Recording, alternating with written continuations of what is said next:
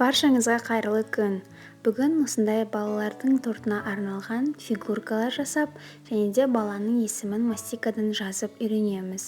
Ол үшін қажетті заттар мастикаға арналған формалар, фломастер, пышақ, крахмал, клей және шпажкалар қажет. Ең алдымен нәрестенің формасын дайындаймыз. Ол үшін осындай молд қажет. Соған мастиканың кішкене бөлігін кесіп аламыз да осылай орналастырамыз. Мастика қолға жабысып қалмас үшін қайта-қайта саусағымызды крахмалға осылай малып отырып, нығыздап орналастырамыз да артық қалған жерін осылай мастикаға арналған пышақпен кесіп тастаймыз. Форма дайын, оны қатыруға морозильникке қоя тұрамыз. Одан кейін баланың есімі үшін әріптер дайындаймыз. Осылай мастиканың кішкене бөлігінен кесіп алып, оны қажет әріптің үстіне осылай тығыздап орналастырамыз. Одан кейін артық жерлерін кесіп алып тастаймыз. Әріпіміз дайын. Басқа да қажет әріптердің барлығын осылай кішкене бөліктен кесіп алу арқылы мастиканы осылай тығыздап орналастырамыз, және де жабысып қалмас үшін саусағымызды крахмалға малуды ұмытпаймыз. Яғни крахмал ол ешқандай зияны жоқ, сол себептен қанша қажет сонша пайдалана берсеңіз болады.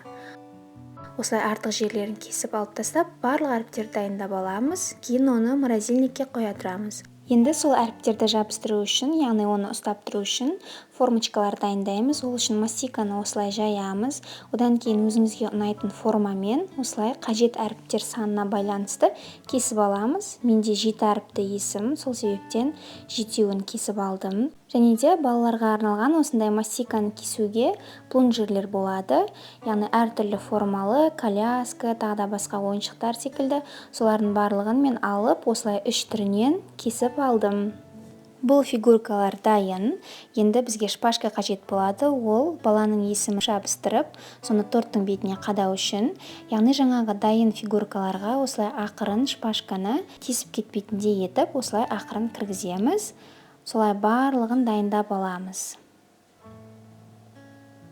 Барлығына осылай екі жағынан да шпажка көрінбей тұратындай болуы қажет. Одан кейін морозильникте қатып тұрған бөпенің фигуркасын және де әріптерді аламыз. Екеуі де қатқан, мінекей бөпе дайын, және де әріптердің барлығын ақырын түрде пинцеттің көмегімен осылай үзіп алмайтындай етіп жайлап түсіреміз. Барлық әріпті осылай түсіріп аламыз. Одан кейін бізге кондитерский осындай клей қажет болады. Сол клейді дайын тұрған шпажканың бетіне осылай ақырын барлығын жағып аламыз. Яғни бір жағына толықтай пышақтың немесе басқа заттың көмегімен осылай клейдің барлығын жағып аламыз. Одан кейін әріптерді пинцеттің көмегімен ала отырып, осылай орналастырамыз. Ол бірден жабысып қалады клей болғандықтан, яғни оны қатты батырып үстінен басудың қажеті жоқ. Барлық әріптерді осылай пинцеттің көмегімен орналастырып аламыз. Баланың есімі жабыстырылған шпажкалар дайын болды. Енді бөпе фигуркасының астына ковригін, яғни кілемшесін дайындаймыз. Ол үшін осылай қажет түсті мастиканы жайып, өзіңізге ұнайтын фигуркамен оны кесіп аламыз. Одан кейін оның бетіне клей жағамыз да бөпені соның үстіне орналастырамыз.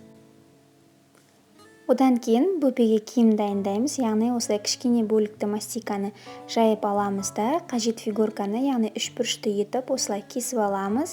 Одан кейін жан-жағына клей жаға отырып, осылай бөпенің үстіне орналастырамыз. Бұл нәрестенің фигуркасы да дайын болды. Енді баланың салмағын, бойын және де туған күнін, сағатын жазу үшін әртүрлі фигуркалар дайындаймыз. Ең алдымен салмағын жазатын фигурканы дайындаймыз. Ол үшін осылай көк түсті мастиканы дөңгелек етіп дайындап аламыз да, оның үстіне осылай жіңішке етіп ақ түстіден кесіп аламыз. Яғни бұл гір секілді. Содан кейін үстіне пищевой фломастермен осылай баланың салмағын жазамыз. Бұл фигурка дайын. Енді баланың туылған уақытын жазу үшін сағаттың фигуркасын дайындаймыз. Ол үшін ақ түсті мастикадан осылай трапеция формасында кесіп аламыз. Яғни оның қалыңдығы қатты жұқа болмауы қажет, орташа қалыңдықта. Жан-жағынан осы артық жерлерін кесіп алып тастаймыз. Одан кейін осы сағатқа уақытын жазамыз, баланың туылған уақытын.